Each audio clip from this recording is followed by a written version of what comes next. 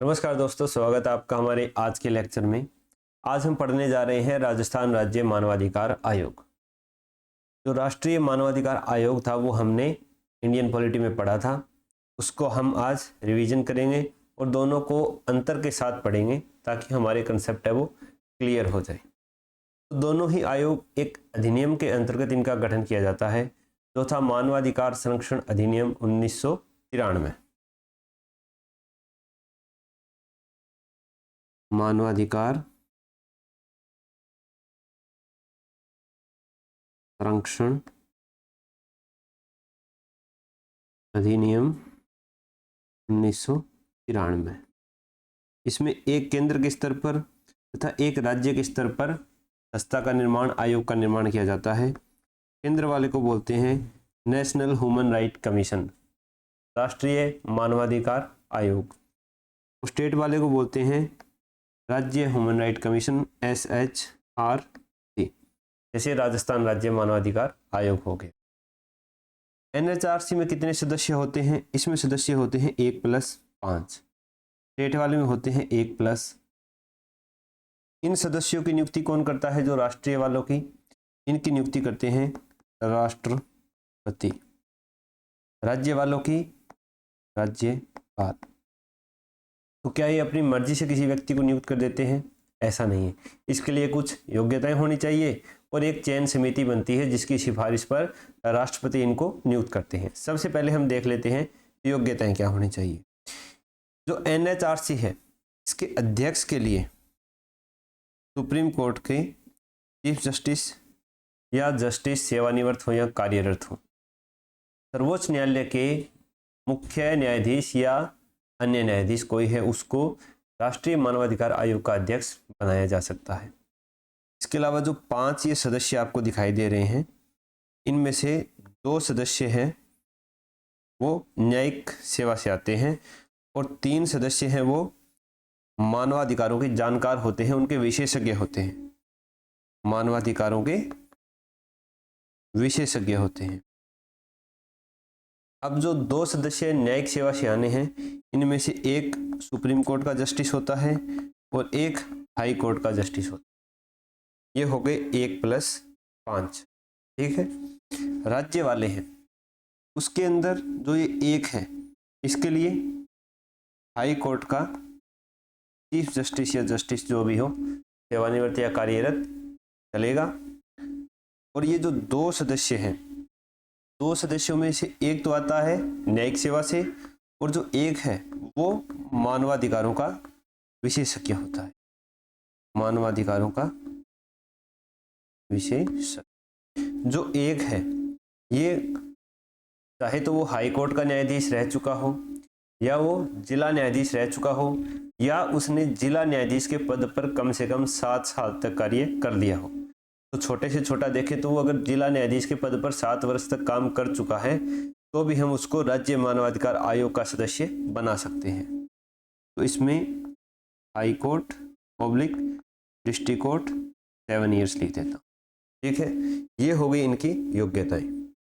1+5 राष्ट्रपति, supreme court के chief justice और जस्टिस, 2 ये सदस्य हैं, एक सुप्रीम कोर्ट से, एक हाई कोर्ट से, और 3 मानवाधिकारों के विशेषज्ञ।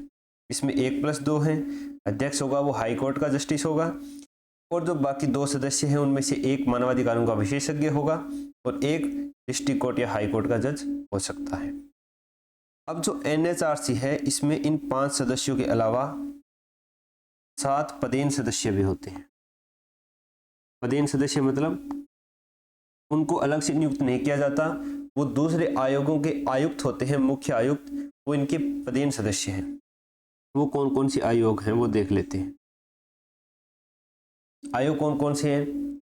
राष्ट्रीय अनुसूचित जाति आयोग, राष्ट्रीय अनुसूचित जनजाति आयोग, राष्ट्रीय पिछड़ा वर्ग आयोग, राष्ट्रीय महिला आयोग, राष्ट्रीय अल्पसंख्यक आयोग, बाल अधिकारों का संरक्षण आयोग और दिव्यांगों का जो आयोग है उनके मुख्य आयुक्त। तो कौन कौन हो गई? SC, ST, BC, minority, women, बाल अधिकार संरक्षण आयोग के और दिव्यांग। इन आयोगों के जो मुख्य आयुक्त होंगे, मुख्य आयुक्त, वो इसके पदेन सदस्य होते हैं एनएचआरसी के। राज्यों के मामलों में पदेन सदस्य का कोई कंसेप्ट ये आ गया। अब बात करते हैं इनकी चयन समिति, एनएचआरसी और SHRC, state human right commission. तो इसके सदस्यों को, जो एनएचआरसी है, एक 6 सदस्यीय समिति बनती है जिसकी अनुशंसा पर राष्ट्रपति इसके अध्यक्ष और सदस्यों को नियुक्त करते हैं। राज्य के मामलों में भी 4/6 सदस्यीय समिति होती है, ये आपको याद रखना है।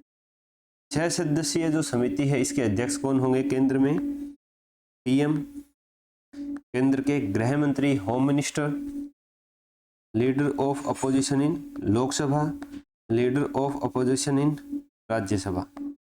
लोकसभा के अध्यक्ष होंगे और राज्यसभा के सभापति नहीं होंगे, उपसभापति होंगे, यह हमें ध्यान में रखना है। तो ये 6 सदस्यीय समिति है जो अध्यक्ष और सदस्यों के नाम सुझाती है राष्ट्रपति। राज्यों के अंदर सीएम है, वो समिति के अध्यक्ष होंगे। राज्य के जो गृह मंत्री हैं वो इसके सदस्य होंगे। विधानसभा के अध्यक्ष और लीडर ऑफ अपोजिशन इन विधानसभा। अगर किसी राज्य में विधान परिषद है तो वहां पर विधान परिषद के सभापति और leader of opposition of Vidhan Parishad, Vidhan Parishad के सभापति होंगे और leader of opposition in Vidhan Parishad.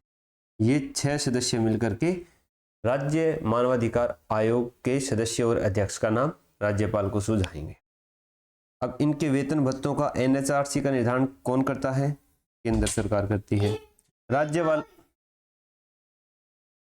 राज्य वालों का कौन करती है? राज्य सरकार करती है। लेकिन दोनों के ही वेतन भत्तों में अलाभकारी परिवर्तन नियुक्ति के बाद नहीं किया जा सकता है। हटाता कौन है इनके? हटाएंगे सिर्फ राष्ट्रपति, चाहे वो राष्ट्रीय मानवाधिकार आयोग हो, चाहे वो राज्य मानवाधिकार आयोग हो।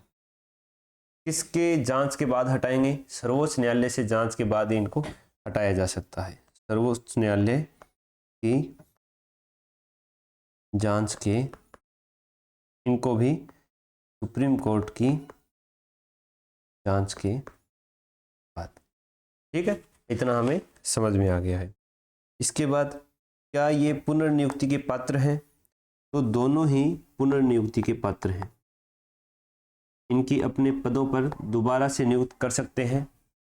कार्यकाल देखें, सबसे पहले पुनर्नियुक्ति देख ली। कार्यकाल है दोनों का ही 3/70, 3 वर्ष या 70 वर्ष की आयु, जो भी पहले हो जाए वो इनका कार्यकाल है। 70 वर्ष से पहले अगर बच जाते हैं तो ये पुनर्नियुक्त भी किए जा सकते हैं। लेकिन ये केंद्र और राज्य सरकार के अधीन कोई लाभ का पद धारण नहीं कर सकते। अपने पद पर तो मानवाधिकार आयोग में तो नियुक्ति हो सकती है इनकी, लेकिन केंद्र और राज्य के अधीन लाभ का पद धारण नहीं करेंगे। लाभ का पद धारण नहीं करेंगे। ये हो गया इनका सारा मोटा मोटा अंतर हो गया। अब हम देखते हैं राजस्थान राज्य मानवाधिकार आयोग।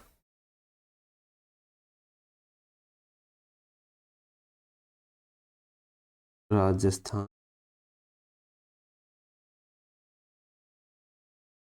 राज्य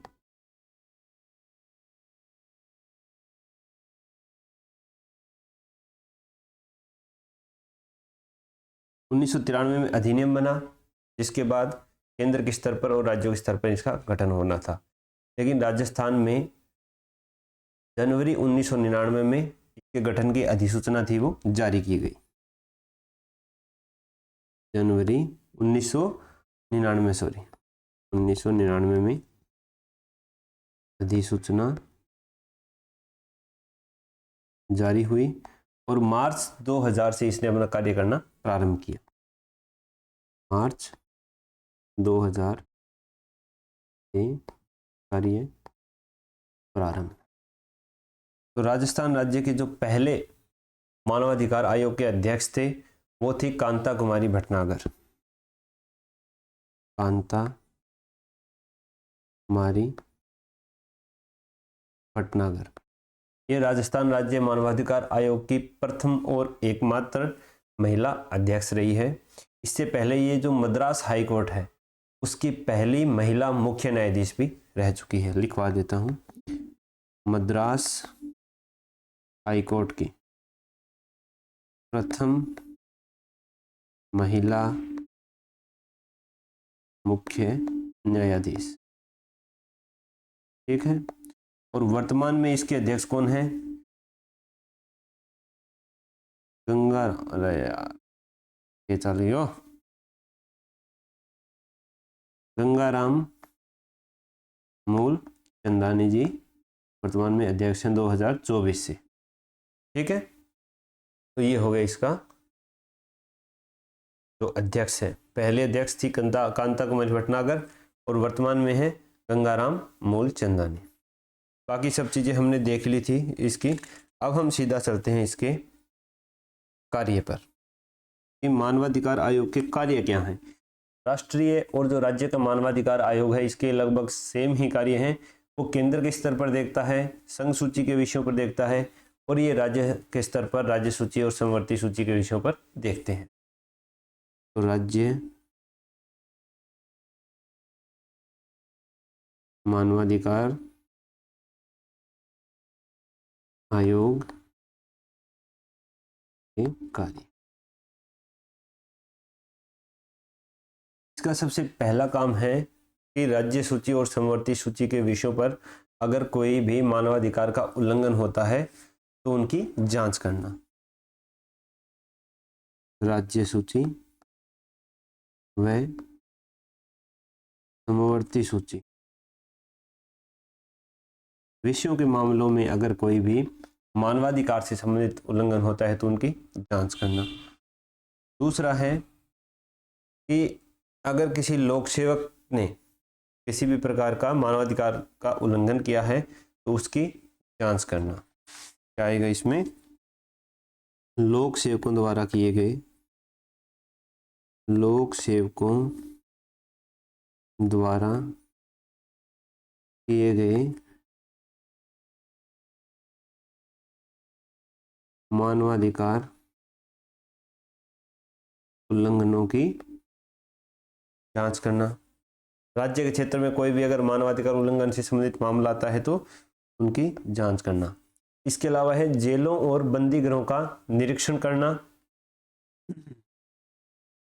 जेलों और बंदी गृहों का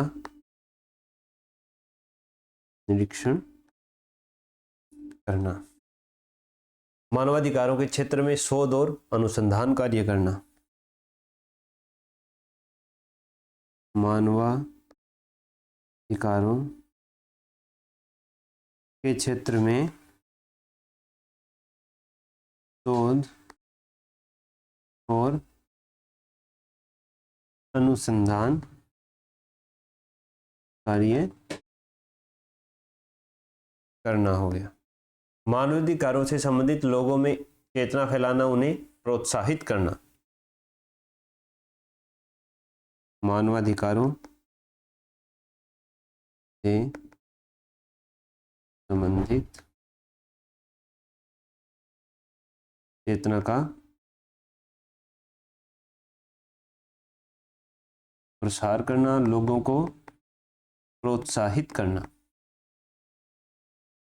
अगर कोई मानवाधिकारों से संबंधित मामला दिख रहा है तो उसका स्वतः संज्ञान लेना और जांच शुरू करना। स्वतः संज्ञान लेकर के जांच शुरू करना, ठीक है। अगर कोई मामला है जो न्यायालय में लंबित है तो न्यायालय की पूर्व अनुमति से उसमें हस्तक्षेप करना। न्यायालय में लंबित मामले में न्यायालय की अनुमति से हस्तक्षेप करना, मतलब उस मामले की जांच करना। 8वां है आतंकवाद सहित सभी मानवाधिकारों से संबंधित मामले जितने हैं उनकी समीक्षा करना। आतंकवाद सहित सभी मामलों की समीक्षा करना, उनके पीछे क्या कारण है उनका निराकरण करना या उनके बारे में जानने का प्रयास करना। 9वां है कि जो मानवाधिकार से संबंधित एनजीओ चल रहे हैं उनको सहयोग देना और उनको प्रोत्साहित करना। एनजीओ को सहयोग देना एवं प्रोत्साहित, ये हो गए मानवाधिकार आयोग के कार्य, चाहे वो राज्य का हो चाहे वो हमारा राष्ट्रीय मानवाधिकार आयोग हो। अब देखते हैं इसकी कार्यप्रणाली। कार्यप्रणाली में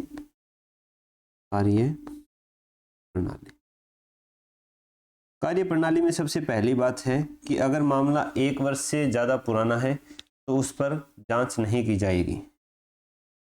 1 वर्ष से पुराना मामला नहीं होना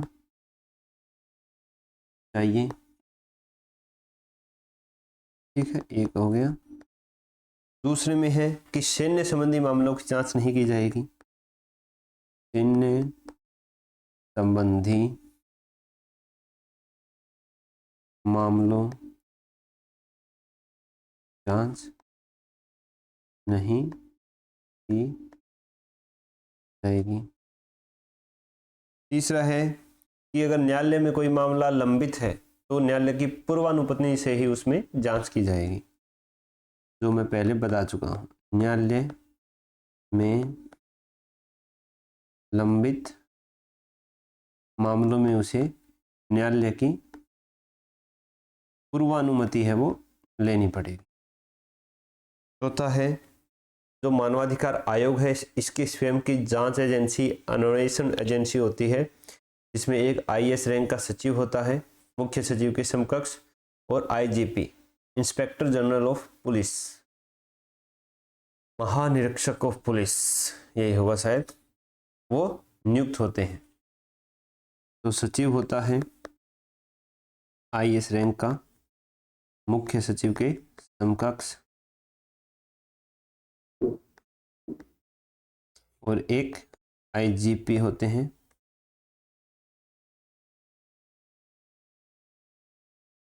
महानिरीक्षक पुलिस। इस रैंक का अधिकारी है वो में एजेंसी में काम करते हैं। अन्य कर्मचारी भी होते हैं तो इनकी खुद की जांच एजेंसी हो। सिविल न्यायालय की शक्तियां इसको प्राप्त है। सिविल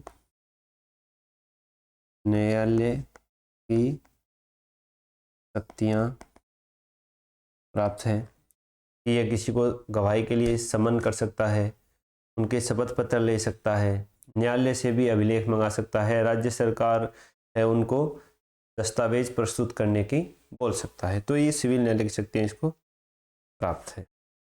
ये हो गई इसकी कार्यप्रणाली।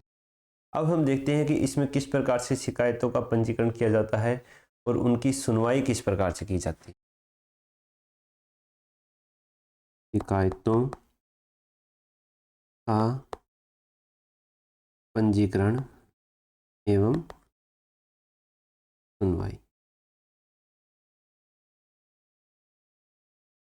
सबसे पहले कि आप किसी भी माध्यम में इसमें शिकायत दर्ज करा सकते हैं, डाक के माध्यम से, मेल के माध्यम से, रिटर्न करके, उपस्थित होकर के, किसी भी माध्यम में आप शिकायत दर्ज करा सकते हो। किसी भी माध्यम, डाक के द्वारा, मेल के द्वारा,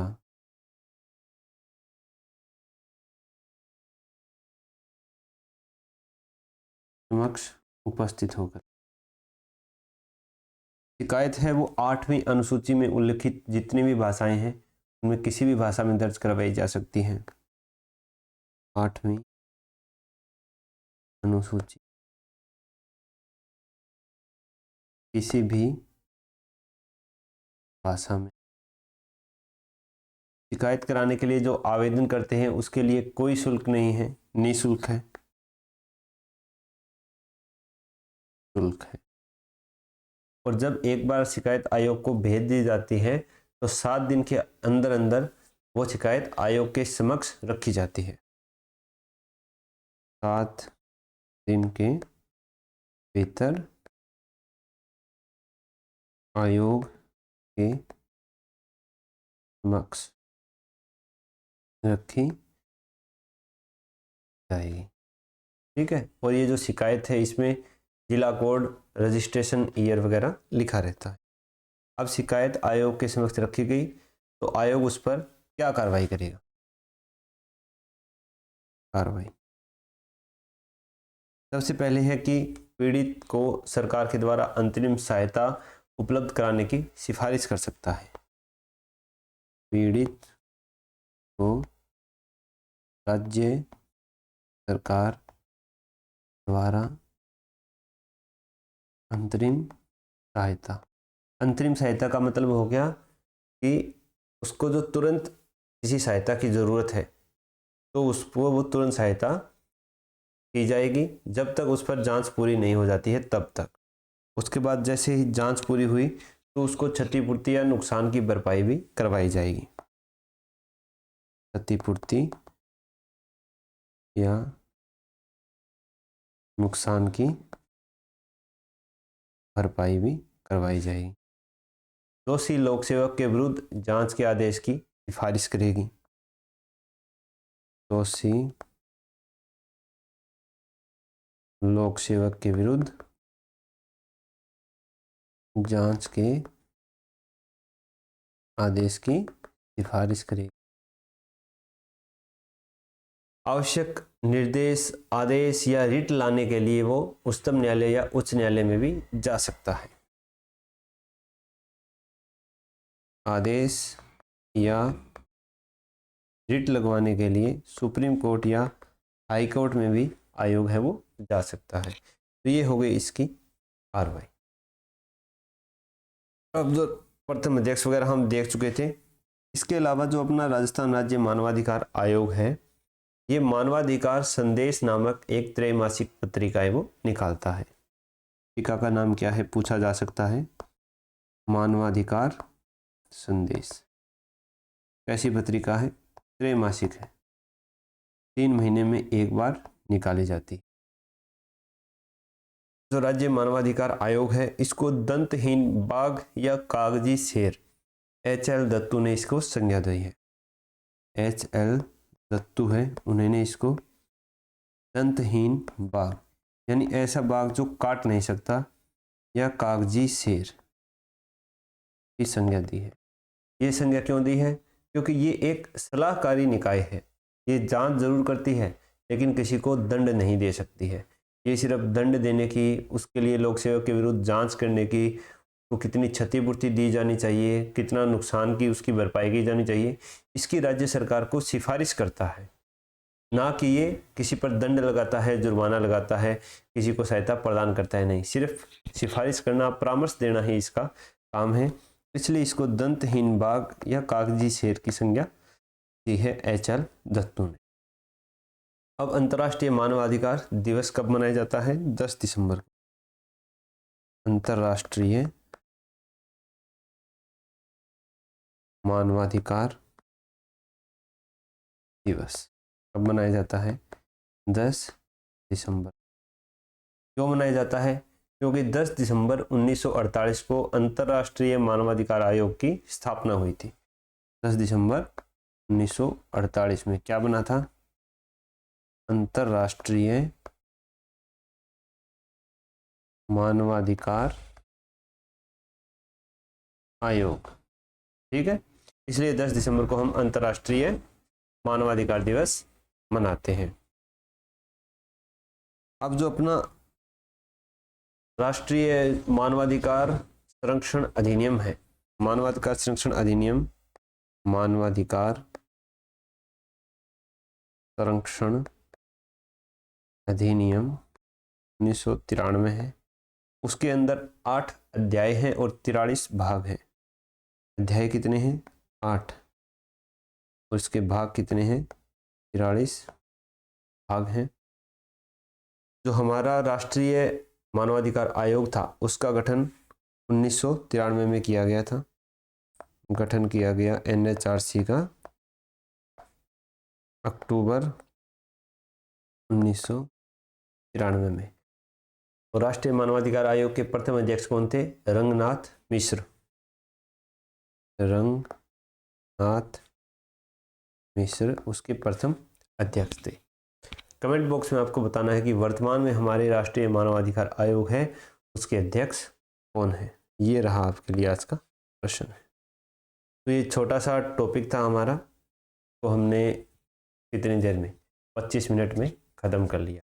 नेक्स्ट टॉपिक रहेगा अपना राज्य सूचना आयोग का, उसके साथ हो सकता है कोई और छोटा टॉपिक ऐड करके ही हम पढ़ें। तो अगर कोई अपना अमूल्य सुझाव हो तो हमें कमेंट बॉक्स में ज़रूर बताना, अपने दोस्तों को शेयर करना। कल के लेक्चर में मिलते हैं।